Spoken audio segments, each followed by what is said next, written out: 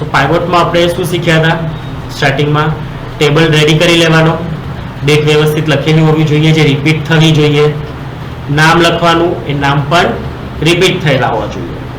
અત્યારે શીટ 1 છે, નવી શીટમાં ઓલવેઝ પાઇવોટ બનાવવાનું.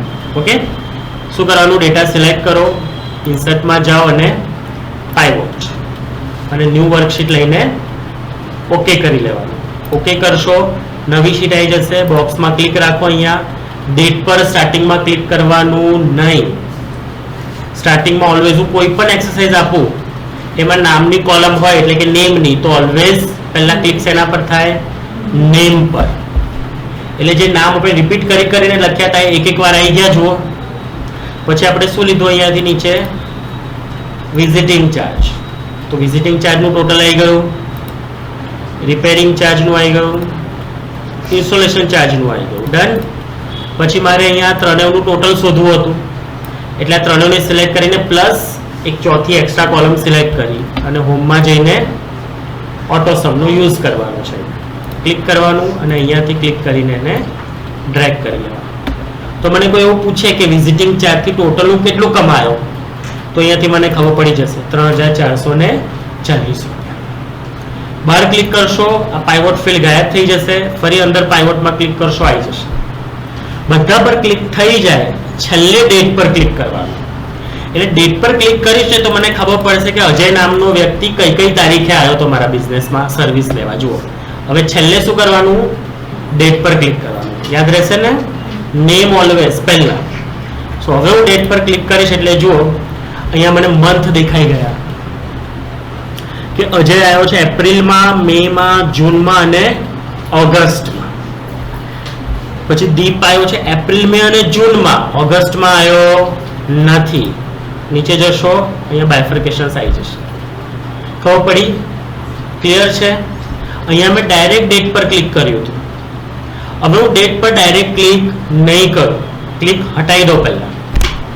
ગતું રહ્યું? જો અહીંયાથી નીચે જુઓ દેખાય છે મંથ અને ડેટ દેખાય છે. જુઓ દેખાયું? આ રોની કોલમ છે ને, અહીંયાથી મેં ક્લિક હટાવ્યું તો જુઓ પાછું આવી ગયું. કેમ આવે છે? કારણ કે અહીંયા જુઓ નેમની નીચે ડેટ અને મંથ અને ડેટ બધું હજી પણ ઇન્ક્લુડેડ છે, તો એને ત્યાંથી હટાવવું પડે. અહીંયાથી હટાવવું પડે. કેવી રીતના? તો આ ડેટ દેખાય છે ને, એની બાજુમાં કોલમ છે. અચ્છા, તમારી વિન્ડો થોડી મોટી હશે એટલે ત્યાં તમને બધું એકસાથે દેખાશે. મેં વિન્ડો થોડી ઝૂમ કરીને રાખેલી છે ને એટલા માટે. જેમ કે અહીંયા હમણાં ઝૂમ આઉટ કરું તો તમને કોલમ્સમાં ખબર પડશે કેવું દેખાશે. જો હું થોડું ઝૂમ આઉટ કરું છું.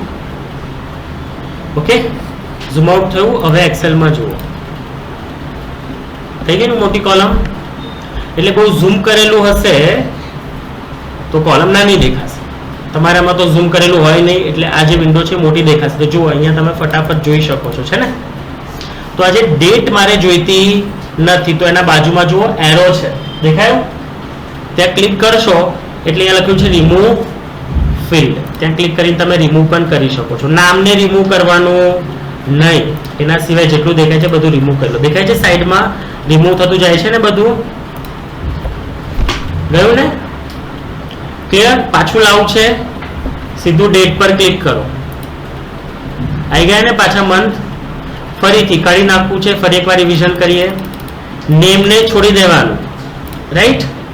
આપણે અહીંયા લઈશું ડેટ, રિમૂવ. અહીંયા નેમ આવ્યું એને છોડી દો, રિમૂવ ફિલ્ડ. મંથ આવ્યું, રિમૂવ ફિલ્ડ. હવે શું રહ્યું? ખાલી નેમ. ક્લિયર? હા, એ હવે બતાવું છું શું કરવાનું. કે જ્યારે મેં ક્લિક કર્યું તેને રેન્ડમલી ગમે ત્યાં મૂકી દીધું.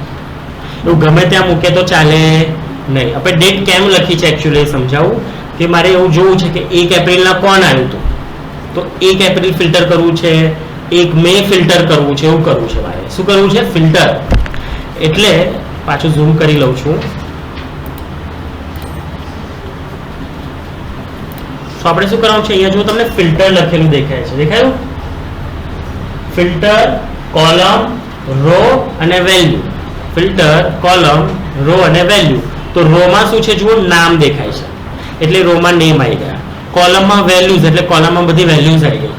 તો આ જે ફિલ્ટર છે ને ખાલી છે, તો ડેટ પર ક્લિક ના કરતા ડેટને આમ પકડો, ક્લિક કરી રાખજો, ક્લિક છોડવાનું નથી, એને પકડીને ડેટ પર જુઓ, દેખાયું મારા માઉસની સાથે ડેટ મૂવ થયું. હવે ફિલ્ટર પર જઈને છોડી દો એટલે જો અહીંયા ઉપર ડેટ આવી ગઈ, એને આપણા ટેબલને ડિસ્ટર્બ કર્યું નહીં. આવી રહ્યો. હવે અજય મને એવું કહે છે મને એપ્રિલનું ખાલી ટોટલ કહો, કારણ કે આ ટોટલ શેનું છે? એપ્રિલ, મે, જૂન, જુલાઈ અને ઓગસ્ટ. ખબર પડી? તો આપણે શું કરવાનું છે? ડેટમાં અહીંયા ક્લિક કરીને એપ્રિલ પર ક્લિક કરીશ અને ઓકે, તો જો ખાલી એપ્રિલનું દેખાય.